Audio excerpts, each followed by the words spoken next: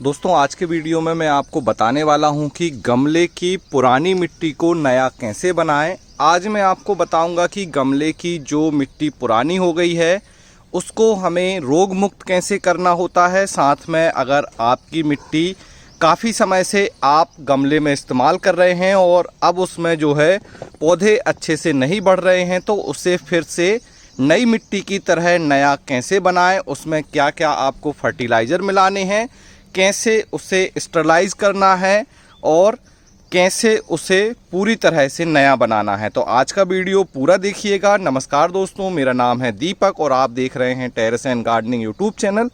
यदि आप पहली बार हमारे चैनल पे आए हैं तो चैनल को सब्सक्राइब जरूर कर लें और बेल आइकन को भी प्रेस कर दें ताकि मैं जब भी इस तरह का वीडियो अपलोड करूं उसका नोटिफिकेशन आपको सबसे पहले मिल जाए। जैसा कि आप देख रहे हैं मेरे सामने ग्रो बैग में पालक लगी हुई है। यहाँ पे ये बिनका जो सदाबहार का है पौधा लगा हुआ है और आप इनकी ग्रोथ देख ही सकते हैं कितनी अच्छी है। तो अगर आप भी होम गार्डनिंग करते हैं और आपके गार्डन में जो भी गमले हैं उनकी मिट्टी या तो पुरानी हो गई है या फिर उस मिट्टी में अब जो है पौधे सही से नहीं बढ़ रहे हैं, तो आज का वीडियो आपके बहुत काम आने वाला है। क्योंकि जब भी गार्डनिंग की बात होती है तो मिट्टी उसका सबसे मेन पार्ट होता है। अगर आपने अच्छी मिट्टी बनाना सीख लिया, मिट्टी को उपजाऊ बनाना सीख लिया, तो आप जब भी इसमें जो भी पौधे लगाएंगे उनकी ग्रोथ भी अच्छी होगी और उनसे आपको काफ़ी अच्छा रिजल्ट मिलेगा। मेरे वीडियो में अक्सर ये सवाल आता है कि सर आप मिट्टी कैसे बनाते हैं या आपकी मिट्टी इतनी अच्छी कैसे हो जाती है कि उसमें इतनी अच्छी जो है सब्जियां होती हैं, पौधे इतने अच्छे ग्रो होती हैं। तो मेरा सीक्रेट तरीका मैं आपको बता देता हूं कि जब भी मैं किसी गमले की मिट्टी में एक बार एक पौधा ले लेता हूं, जैसे कि आप देख रहे हैं ये स्ट्रॉबेरी का पौधा है, उसके बाद मैं दोबारा मिट्टी को फिर से नया बनाता हूं। और नई मिट्टी बनाने के लिए मैं उसमें क्या क्या खास मिलाता हूं वो चीज़ें आज आपको जानने को मिलेंगी। देखिए ये सारी मिट्टी मैंने निकाल कर रखी हुई है, इसे भी बिल्कुल नया बना रहे हैं रेनी सीजन की सब्जियों के लिए। अब सबसे शुरुआत करते हैं। सबसे पहला पॉइंट तो ये आता है कि कैसे आपको पता चलेगा कि आपकी जो गमले की मिट्टी है वो पुरानी हो चुकी है। तो इसके तीन जो हैं लक्षण हैं, मतलब सिम्टम्स आप समझ सकते हैं। सबसे पहले तो जो गमले की मिट्टी है इसमें काफ़ी ज़्यादा खरपतवार उग रही है। इसके बाद आप देखेंगे कि जो गमले की मिट्टी है उसमें लगा हुआ पौधा अचानक से सूख गया या फिर उसमें कोई रोग आ गया जड़ वाला, तो उससे भी मिट्टी ख़राब हो जाती है। और तीसरा, अगर आपके गमले में लगे हुए पौधे की ग्रोथ नहीं हो रही है, आपने जैसा पौधा लगाया था वैसा ही है, तब भी आपको समझ लेना चाहिए कि आपके गमले की मिट्टी अब पुरानी हो चुकी है और उसे नए बनाने की ज़रूरत है, मतलब उसे फिर से नया बनाना आपको पड़ेगा। तो ये तो तीन सिम्टम्स हो गए। अब जब आपको पता चल गया कि गमले की मिट्टी अब पुरानी हो चुकी है, इसे फिर से नया बनाना है, तो फिर आपको करना क्या है। तो सबसे पहला काम ये जो आप देख रहे हैं गमले की जो जिसमें स्ट्रॉबेरी के पौधे पहले लगे हुए थे, जैसे कि ये पौधा लगा है, आपको क्या करना है, इस मिट्टी को निकालना है। सारे स्टेप ध्यान से देखिएगा और वीडियो लास्ट तक देखिएगा। मैं गमले की इस मिट्टी को निकाल कर इसे फिर से नया बनाकर गमले में भरने तक का पूरा प्रोसेस मैं आपको बताऊंगा इस ग्रो बैग में जो आप देख रहे हैं। तो सबसे पहले यह ग्रो बैग से मिट्टी को खाली कर देना है। जब आप मिट्टी को खाली कर देंगे तो मिट्टी को आपको क्या करना है, अच्छे से किसी टूल्स की मदद से इस तरह से पतली लेयर बनाकर फैला दीजिए। आप अपनी छत पर या बालकनी, जहाँ पर भी आपके पास दिन भर में सबसे ज़्यादा धूप आती हो, वहाँ पर आपको ग्रो बैग से या गमले से मिट्टी निकालकर इस तरह से फैला देनी है। इसके बाद आप इसे चाहें तो ब्लैक जो पनी आती है, काली पनी, उससे ढक सकते हैं। अगर इसे उससे ढक देंगे तो मिट्टी काफ़ी जल्दी स्टरलाइज हो जाएगी। अब आप सोच रहे होंगे कि ये स्टरलाइज क्या है, तो मिट्टी को रोग मुक्त करने की जो प्रक्रिया होती है उसे ही सॉइल स्टरलाइजेशन कहा जाता है। तो आपको मिट्टी को रोग मुक्त बनाना है। अब आप क्या करेंगे, इसे ढक देंगे। अगर आपके पास पनी नहीं है तो नॉर्मली इसे धूप में छोड़ दीजिए लगभग 4 से 6 हफ्ते। जितना ज़्यादा छोड़ेंगे उतना अच्छा है। मिनिमम तो आपको 2 से 4 हफ्ते मिट्टी को धूप दिखानी है, मिट्टी को सुखाना है। जब मिट्टी सूख जाएगी तो आपको कुछ इस तरह से मिट्टी मिलेगी, जैसे कि आप ये देख रहे हैं। देखिए ये मिट्टी अब पूरी तरह से सूख चुकी है। मिट्टी को सुखाने से होता क्या है कि इसमें जो भी हार्मफुल बैक्टीरिया या फंजाई या जो भी चीज़ें होती हैं, निमेटोड्स, वो ख़त्म हो जाते हैं। अक्सर आपने देखा होगा कि पौधा बढ़ते बढ़ते अचानक सूख जाता है क्योंकि वो निमेटोड से कारण होता है। तो ऐसे ही बहुत सारे जो अनवांटेड हमारे मिट्टी में जीव होते हैं जिनकी ज़रूरत नहीं है, वो तेज़ धूप से मिट्टी को सुखाने से ख़त्म हो जाते हैं। अब आपने मिट्टी को सुखा लिया। अब हमारा दूसरा जो काम आता है वो आता है मिट्टी में पोषक तत्वों की जो कमी हो गई है उन्हें पूरा करना। क्योंकि हमने मिट्टी को धूप दिखाने के बाद रोग मुक्त बना लिया। अब जब हम इसमें पौधे लगाएंगे तो उसमें रोग तो नहीं आएंगे, लेकिन जब पौधे बड़े होते हैं तो उन्हें पोषक तत्वों मतलब न्यूट्रिशन की ज़रूरत होती है, जिसमें मुख्यतः NPK का नाम आता है। NPK मतलब नाइट्रोजन, फॉस्फोरस और पोटेशियम। तो इन तीनों पोषक तत्वों के साथ कुछ माइक्रो न्यूट्रिएंट की भी ज़रूरत होती है। जिंक, कोबाल्ट, मोलिब्डेनम, ऐसे बहुत सारे माइक्रो न्यूट्रिएंट हैं, कैल्शियम।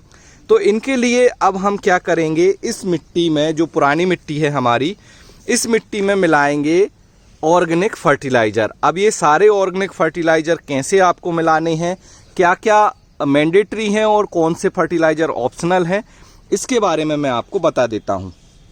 तो वीडियो देखिएगा पूरा। साथ में अगर आपको वीडियो अच्छा लगे तो प्लीज़ लाइक ज़रूर कीजिएगा। आपका एक लाइक हमें बहुत ज़्यादा सपोर्ट करता है इस तरह से वीडियो बनाने के लिए। तो अभी के अभी वीडियो को लाइक कर दें और यहाँ से फर्टिलाइज़र मिलाना शुरू कर देते हैं। तो लगभग 1 गमले की मिट्टी आज मैं आपको बनाकर बताऊंगा। जो मैंने ये मिट्टी ले ली है, आप देख रहे हैं, इसे मैंने सुखा लिया है। अब होता क्या है, कई बार आपको क्या होगा, अगर आपकी मिट्टी में इस तरह से बड़े बड़े अगर पीस बन जाते हैं तो आपको क्या करना है, मिट्टी में हल्का सा इसमें पानी दे दीजिए। दूसरे दिन आप इसे तोड़ सकते हैं। तो पानी देने के बाद ये जो है बारीक बन जाएगी। तो कई बार क्वेश्चन आता है कि बड़े बड़े जो पीस हैं उन्हें कैसे बारीक करें, क्योंकि आप देख सकते हैं मेरी सारी मिट्टी अब यहाँ पर आपको बारीक दिख रही होगी। तो पानी दे देंगे अच्छा, और दूसरे दिन आप उसको इस तरह से हाथ से भी बारीक बना सकते हैं। तो चलिए अब इसमें जो है फर्टिलाइज़र मिलाते हैं।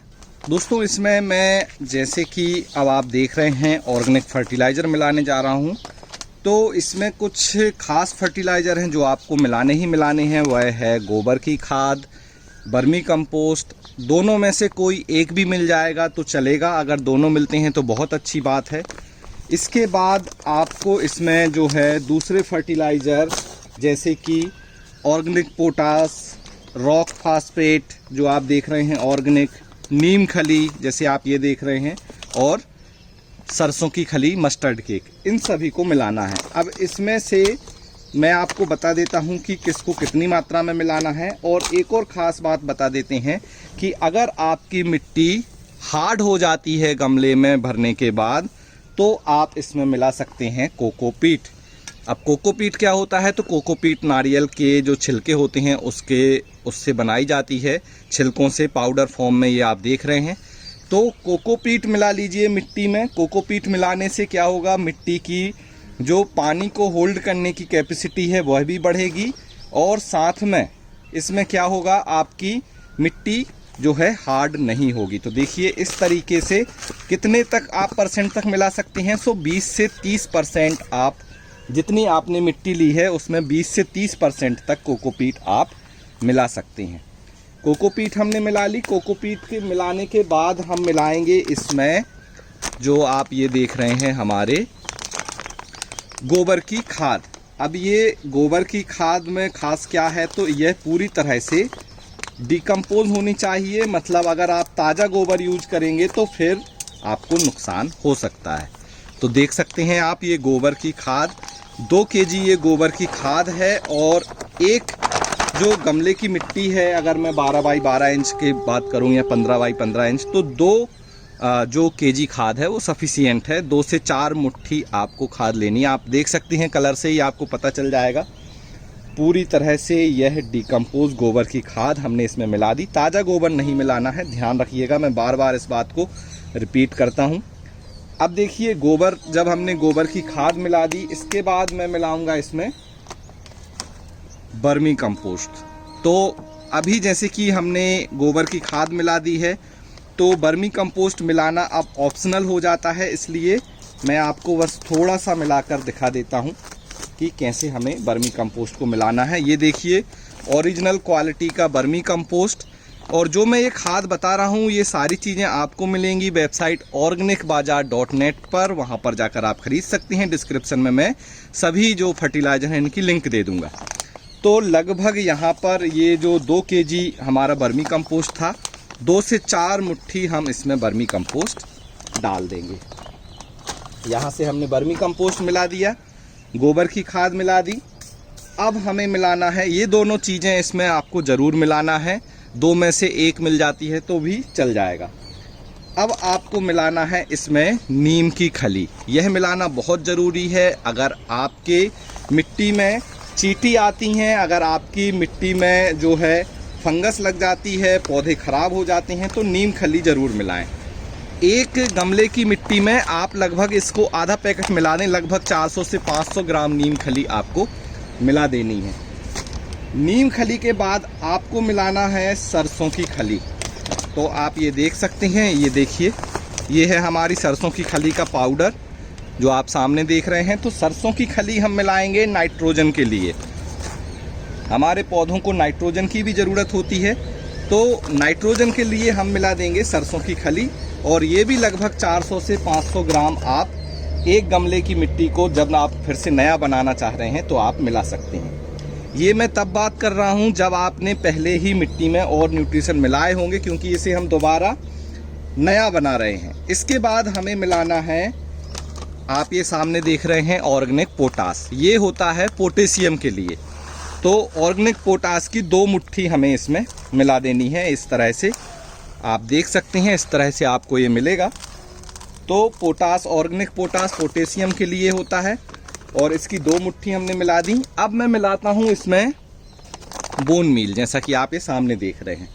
लेकिन बहुत सारे लोगों को बोन मील से प्रॉब्लम है, वह बोन मील इस्तेमाल नहीं करना चाहते। इस तरह से ये आता है, स्टीम्ड बोन मील होता है। तो देखिए मैं इस तरह से इस बोन मील को मिलाता हूँ। लेकिन अगर आप आधा पैकेट बोन मील आपको इसमें मिलाना है, लेकिन अगर आप किसी भी कारण से, जो भी आपका कारण हो, आप बोन मील इस्तेमाल नहीं करना चाहते, मैं किसी को प्रेशर नहीं करता हूं कि बोन मील ही इस्तेमाल कीजिए, लेकिन ये काफ़ी अच्छा होता है। कैल्शियम और फॉस्फोरस का काफ़ी रिच सोर्स है और बहुत अच्छा इससे रिजल्ट मिलता है। अगर आप बोन मील नहीं मिलाना चाहते तो आप मिला सकते हैं ऑर्गेनिक रॉक फास्फेट। यह क्या होता है, पत्थरों का जो खदान होती है उस वहीं से निकाला जाता है और इस तरह से ये आपको मिलेगा, ये देखिए। और इसे आप जितना मैंने बोन मील लिया उतना ही लगभग आधा से 1 kg या 2 मुट्ठी मैं मान के चलूँ आपको इस मिट्टी में मिला देना है। अब जब आप ये सारे फर्टिलाइज़र इसमें मिला देंगे तो अब आपको इस मिट्टी को अच्छे से मिक्स कर लेना है। सारे जो फर्टिलाइज़र हैं उन्हें हमें अच्छे से मिक्स कर लेना है हमारी इस मिट्टी में। और फिर इस मिट्टी को हम भरेंगे गमले में या ग्रो बैग में। और अब जो ये मिट्टी आप बना रहे हैं, जो आप ये सामने देख रहे हैं, ये मिट्टी बहुत उपजाऊ है, एकदम नई मिट्टी की तरह है। और इस मिट्टी का इस्तेमाल आप अपने गार्डन में जो है सभी तरह के पौधे लगाने के लिए कर सकते हैं। इसमें आप फल वाले पौधे भी लगा सकते हैं, फूल वाले पौधे भी लगा सकते हैं और सब्जियों वाले पौधे भी लगा सकते हैं।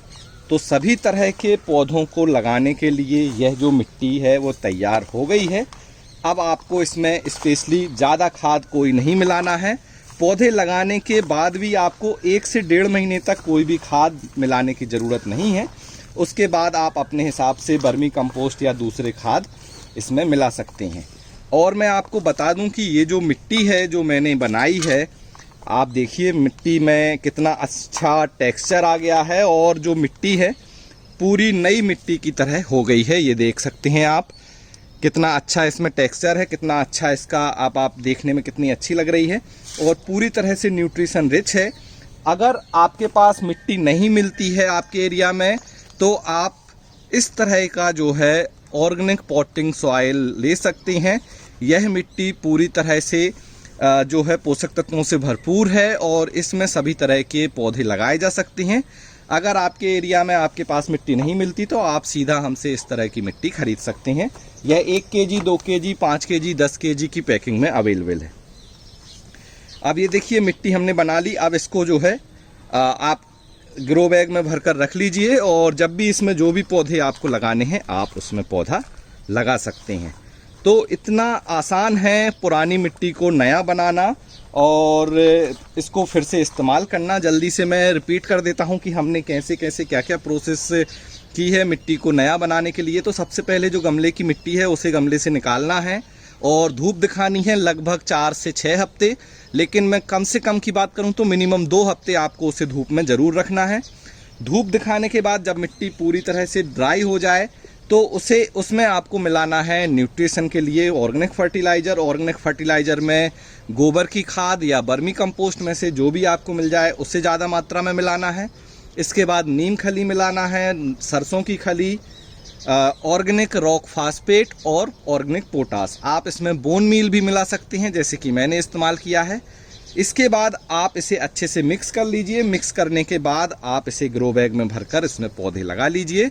आपकी मिट्टी बिल्कुल नई हो गई है और अब इस मिट्टी को 1 साल तक आप इस्तेमाल कीजिए और साल में 1 बार इस प्रक्रिया को फिर से दोहराइए। आपकी जो मिट्टी है वो हमेशा नई बनी रहेगी और कभी भी पुरानी नहीं होगी। तो आज का ये वीडियो आपको कैसा लगा जिसमें हमने गमले की पुरानी मिट्टी को फिर से नया बनाने का तरीका सीख लिया है। वीडियो अच्छा लगा हो तो लाइक करें, शेयर करें, हमारे चैनल को सब्सक्राइब कर लें। अगर आपके कोई डाउट हैं इस मिट्टी को बनाने को लेकर तो आप उन्हें कमेंट सेक्शन में लिख सकते हैं। साथ में अगर आप भी इस तरह से मिट्टी को नया बनाते हैं, आपकी कोई स्पेशल मेथड है तो आप उसे भी बता सकते हैं। वीडियो को लास्ट तक देखने के लिए बहुत बहुत धन्यवाद। मिलते हैं आपसे किसी अगले वीडियो में, तब तक के लिए हैप्पी गार्डनिंग।